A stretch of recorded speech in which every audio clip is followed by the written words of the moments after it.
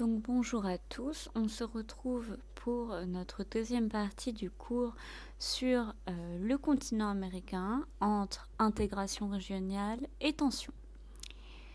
Donc nous allons donc finir ce cours par notre grand 3, ces disparités qui favorisent également des processus d'intégration régionale, même s'ils demeurent fragiles.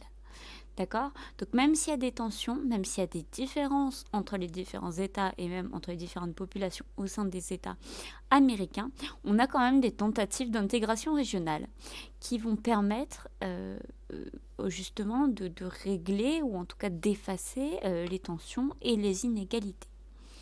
Donc déjà, ce qu'il faut savoir, c'est que les disparités, globalement, elles vont alimenter les flux et les échanges. Ça, cette grosse partie, elle va être très très brève pour la simple et bonne raison que la majorité, vous l'avez déjà vu dans le cadre du cours sur la mondialisation. On va juste mettre quelques chiffres spécifiques pour l'Amérique. Alors, la réalité du continent américain, c'est qu'il y a de nombreux flux qui viennent des États-Unis vers les pays américains et qui vont des pays américains vers les États-Unis. C'est la majorité des flux, d'accord? Notamment les flux de matières premières, ils vont vers les États-Unis, notamment avec le Venezuela, qui est le 4e fournisseur de pétrole aux États-Unis, mais également le Canada, d'accord, qui est un grand producteur minier, très grand, puisqu'il est dans les 5 premiers pays producteurs miniers au monde, puisqu'il possède 13 minéraux et métaux importants, comme l'uranium, le nickel, le cobalt, l'aluminium, ou aussi l'or et les diamants. Donc, cette grande production, elle va majoritairement vers les États-Unis. Au niveau des matières premières, il n'y a pas uniquement des matières d'hydrocarbures ou minérales, mais également l'agriculture, puisque l'Argentine et le Brésil exportent énormément de soja vers les États-Unis. Donc on a beaucoup de flux de matières premières. On a aussi des flux un petit peu de produits manufacturés, mais en moins grande proportion, d'accord ? On a également des flux financiers, puisqu'il y a 9% d'accord, de l'aide des États-Unis qui se dirige vers le sud du continent, donc une aide de développement pour les pays, mais également les flux d'IDE qui vont vers l'ensemble du continent. 20% des investissements directs étrangers en Amérique proviennent des États-Unis. Donc on ne peut pas négliger, d'accord, leur investissement dans ce continent. On peut voir cet exemple avec les maquiadoras, les zones franches au Mexique ou au Nicaragua. D'accord? Donc, je vais vous expliquer juste après ce que c'est. Ce sont en quelque sorte des usines qui sont des usines américaines et qui sont tout simplement mis en place au niveau de la frontière avec les États-Unis pour le Mexique afin de récolter une main-d'œuvre qui est beaucoup moins chère, la main-d'œuvre mexicaine par exemple, et en échange de produire des biens qu'ils pourront revendre au Mexique, mais surtout aux États-Unis. Donc on a beaucoup d'usines de textiles, mais également d'électronique. Donc c'est ce que je vais vous montrer dès maintenant. Donc déjà, vous voyez, ici, on a une carte avec les principaux partenaires commerciaux des États-Unis sur le continent américain, d'accord? Donc tous les autres pays. Vous avez les carrés qui montrent les investissements en milliards de dollars des États-Unis. Donc on voit que ces investissements sont très importants au niveau des Bermudes, mais plus généralement au niveau des Antilles, également au Mexique, au Canada et au Brésil. Et puis après, dans un peu tous les pays d'Amérique latine. Vous voyez également que les exportations des États-Unis et importations des États-Unis sont très grands. Tout d'abord par les pays limitrophes, le Mexique et le Canada. On verra ensuite que cela est fait dans le cadre de l'ALENA. Puis d'autres pays comme le Venezuela, le Brésil et ainsi de suite. On a aussi cette carte qui vous montre du coup la frontière américano-mexicaine et donc le système des maquiladoras. Les maquiladoras, ce sont ces petites usines que vous voyez là, qui sont symbolisées par des triangles bleus et qui sont vraiment à la frontière, en fait à proximité de ce qu'on appelle les villes jumelles, c'est-à-dire des villes qui sont de part et d'autre de la frontière et qui fonctionnent ensemble pour les échanges de main-d'œuvre, pour les échanges de biens, etc. Avec l'exemple le plus célèbre de Santiago et de Tijuana qui marchent ensemble. Ces maquiladoras, qui sont près aussi des postes frontières, permettent à la main-d'œuvre aux gérants américains de venir facilement dans les maquiladoras et les maquiladoras, tout simplement, d'embaucher une main-d'œuvre qui est une main-d'œuvre très, très bon marché en fait. Très bon marché, ce qui permet aux entreprises américaines d'évoluer et de s'enrichir. On a aussi le cas de la migration qui est très très important en Amérique puisqu'on a 25 millions de latinos américains qui résident hors de leur pays de naissance. Alors, on a une migration qui est un peu dans tous les pays latino-américains, comme vous voyez sur l'image avec la flèche bleue qui montre que souvent on a tendance à partir dans des pays limitrophes, mais il y a aussi de très très grandes migrations, et c'est la majorité des migrations, qui sont des migrations sud vers le nord, donc essentiellement vers les États-Unis. Vous avez 12 millions d'immigrés mexicains aux États-Unis, donc on voit vraiment que la frontière joue un rôle majeur, d'accord. Le statut de ces immigrés mexicains a été entre guillemets régularisé par Obama en novembre 2014, mais ça n'a pas eu le temps de prendre réellement œuvre avec l'élection de Donald Trump. On a également de plus en plus tout simplement de migration vers le Brésil, puisque le Brésil s'enrichit de plus en plus, mais également vers la Guyane, puisque la Guyane permet un accès à l'Europe et à la France. Vous avez un exemple qui est significatif de cette migration, qui peut être une migration économique, mais également une migration, une fuite des cerveaux, entre guillemets, puisqu'il y a 80% des jeunes qui ont un niveau universitaire à Haïti qui quittent leur pays pour aller vers les États-Unis, le Canada et la France. Donc les États-Unis et le Canada pour des logiques de proximité, et aussi parce que ce sont des pays qui ont une économie assez florissante, et la France tout simplement pour une proximité culturelle vu que Haïti parle français. Le point positif, d'accord, de ces migrations, c'est qu'il y a une remise de 60 milliards de dollars par an. Tout simplement puisque les jeunes d'Haïti qui gagnent leur vie aux États-Unis, au Canada ou au Mexique, ou en France, excusez-moi, vont avoir tendance à reverser de l'argent ensuite à leur pays, à renvoyer de l'argent à leur famille, et cela équivaut à 60 milliards de dollars par an. Donc c'est non négligeable. Ces remises, elles existent dans beaucoup d'autres pays d'Amérique latine, et ça constitue par exemple ces remises 15% du PIB du Salvador ou du Honduras. Donc cette migration, c'est aussi une façon pour les pays de s'enrichir.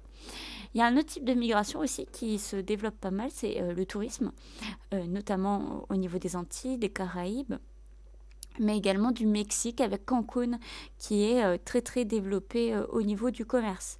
Vous avez un autre pays, le Costa Rica aussi, qui développe de plus en plus son commerce dit écotourisme, écotourisme, puisqu'ils vont développer des parcs naturels pour montrer une faune et une flore qui est plutôt bien conservée.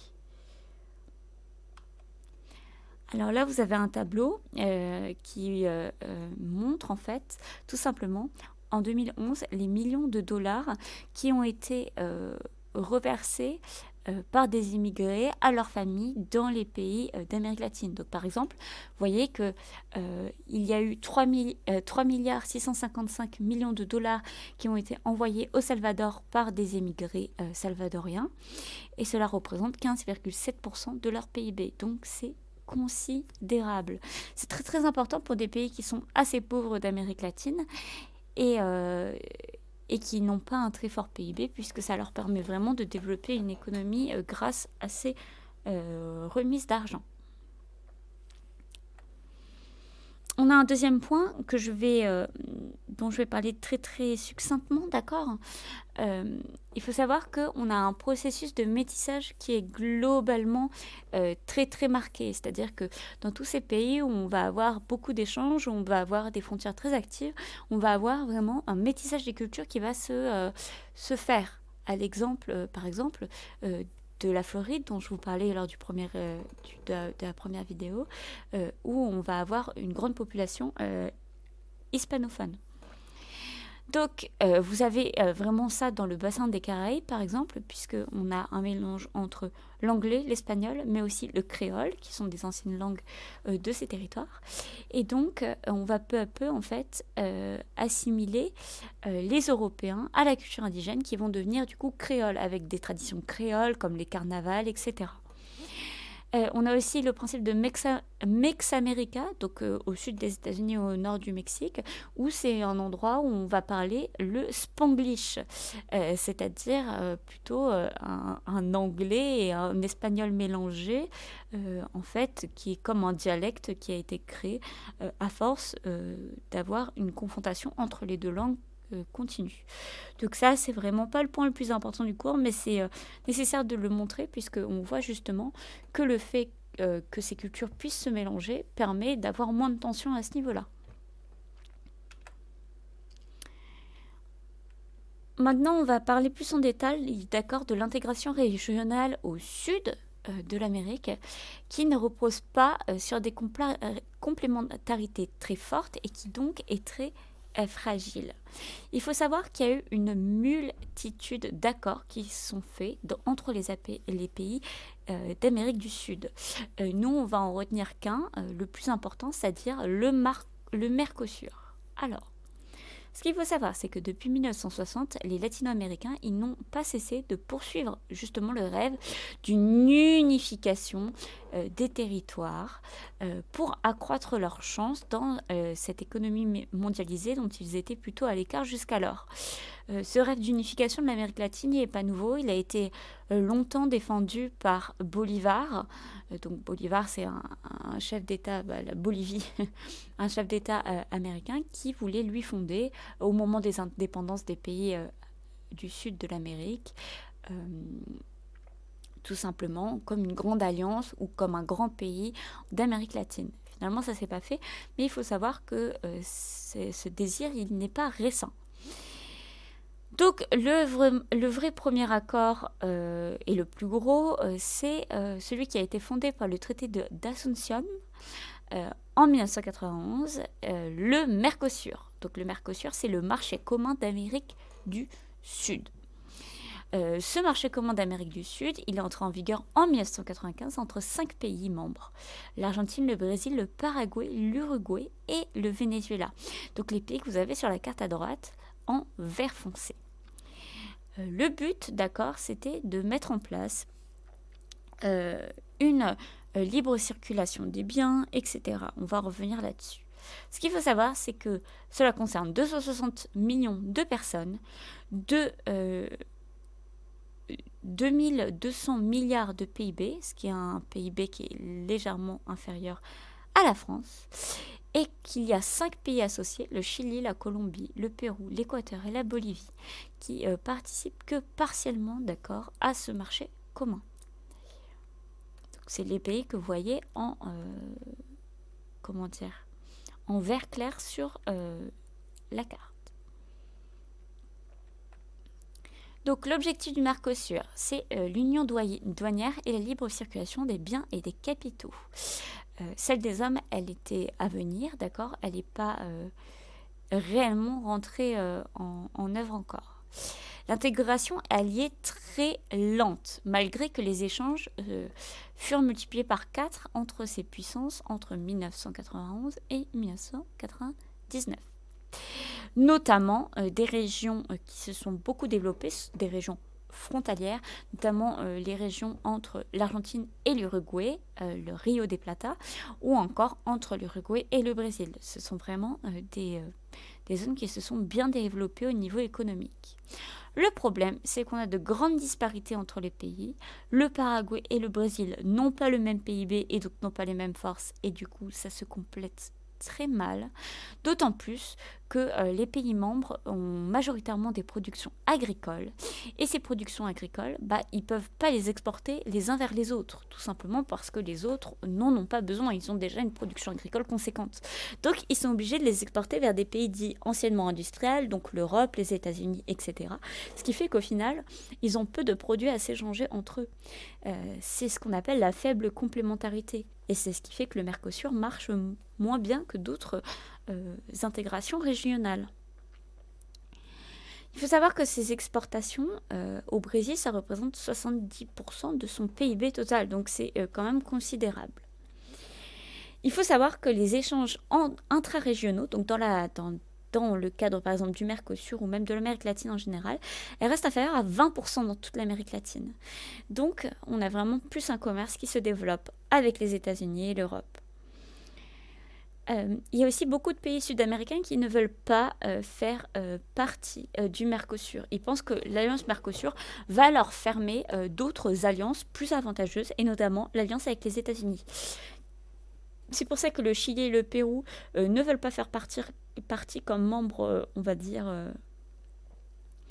membres permanents du Mercosur, qu'ils vont plutôt se rapprocher des États-Unis. Le Paraguay a suspendu justement sa participation au Mercosur en 2012, dans la même optique. Le Venezuela, par contre, a voulu intégrer à partir de 2012 le Mercosur, mais a été exclu en 2016, notamment à cause des troubles qui se déroulent aujourd'hui au Venezuela. Donc ça reste quand même une intégration régionale qui marche, mais mal, plutôt mal. L'intégration, en fait, elle va pas se faire par les États elles-mêmes, elle va plutôt passer par les FTN. On va avoir l'émergence de ce qu'on appelle les multilatinas. Ce sont des multinationales latino-américaines qui vont s'implanter sur plusieurs pays, pas seulement des pays qui font partie du Mercosur, mais des pays d'Amérique latine en général. Et ça va plutôt favoriser justement les échanges régionaux, bien plus que le Mercosur. On en dénombre à peu près une cinquantaine en ce moment, si on ne compte pas le secteur pétrolier, qui est souvent des consortiums à plusieurs. Et on a un chiffre d'affaires supérieur à 500 millions de dollars pour ces multilatinas.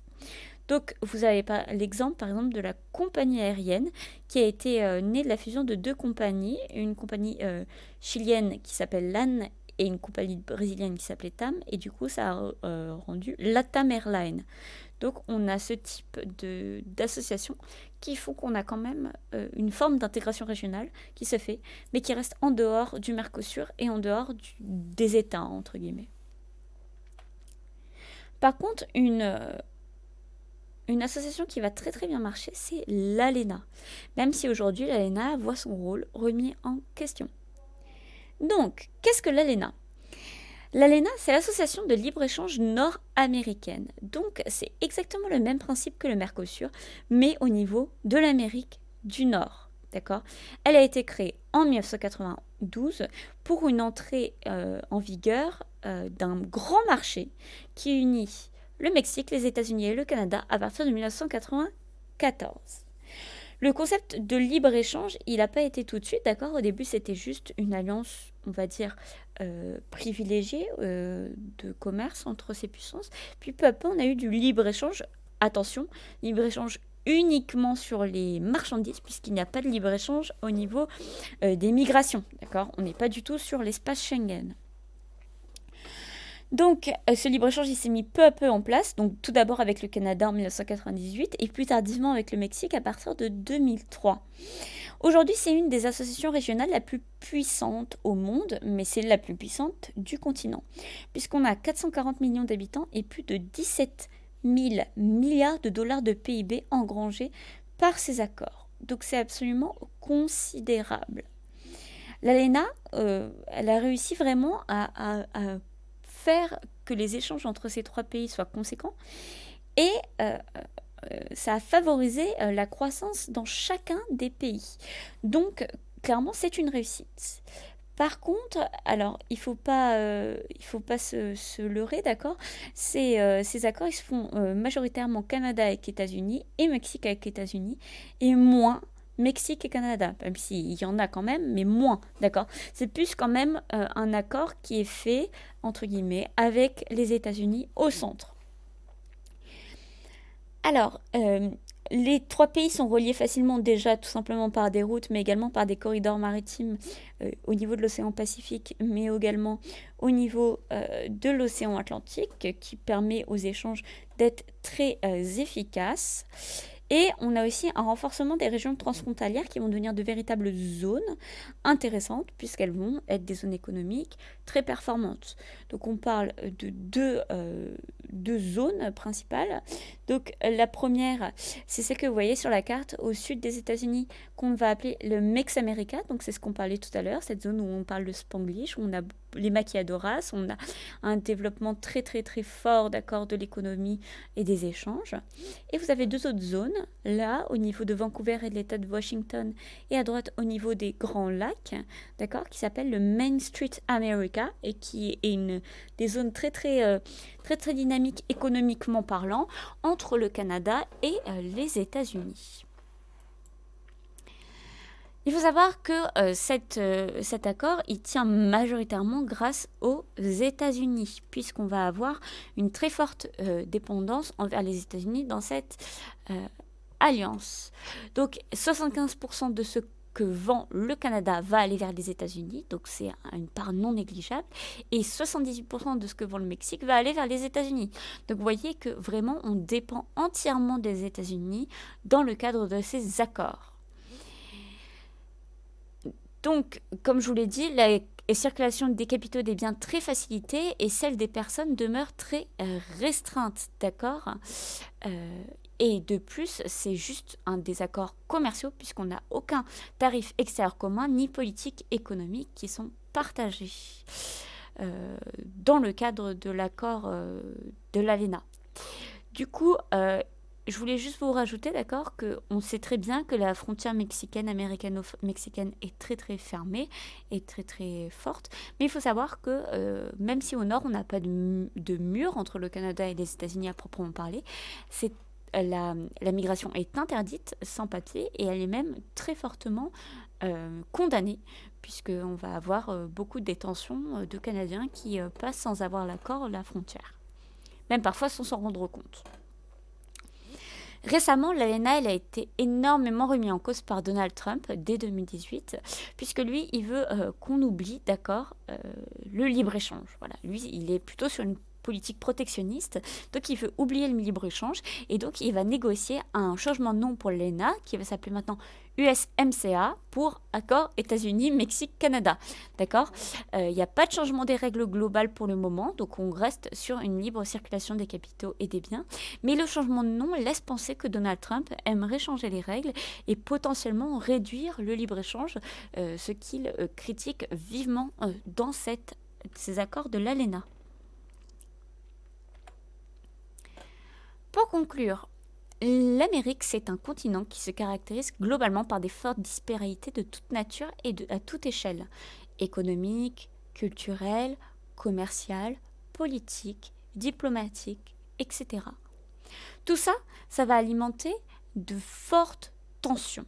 Des fortes tensions qui vont être économiques, puisque par exemple les États-Unis vont prendre possession de beaucoup d'actifs en Amérique latine, mais également politiques, puisqu'on va avoir de la violence politique, on va avoir des renversements de gouvernement, des dictatures qui vont se mettre en place, souvent en impliquant les États-Unis dans ces tensions, dans ces processus de confrontation. Malgré qu'il y ait certains processus d'intégration, ils restent fragiles et sont souvent remis en cause, et donc ils ne peuvent pas compenser ces vives divisions. L'Organisation des États américains, on a vu, qui a été fondée relativement tôt et qui existe toujours, connaît une crise d'identité, puisque justement, il y a de plus en plus d'individualité qui ressort de chacun des États d'Amérique, et non plus vraiment une organisation collective qui permettrait à chacun de s'élever. La réélection de Barack Obama, d'accord, a confirmé le rôle des États-Unis comme partenaire de la région, d'accord? Puisque Obama, lui, va éviter l'interventionnisme dans ces régions d'Amérique latine. Donc lui, il va éviter de s'impliquer dans les dictatures, de forcer pour la mise en place de certains régimes ou même pour récupérer des intérêts pour l'Amérique. Non, au contraire, il va plutôt se désengager. Donc, clairement, d'accord, on est sur un apaisement, même si Donald Trump revient là-dessus, et qu'on risque d'avoir de nouvelles tensions.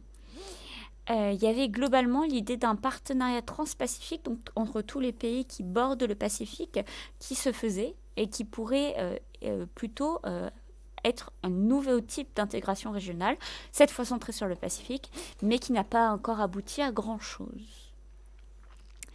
Donc voilà, on a fini notre cours, notre premier chapitre sur l'Amérique entre tensions et intégration régionale. Et maintenant, nous allons passer un point de vue plus rapproché sur la situation des États-Unis et du Brésil. Je vous remercie de m'avoir écouté.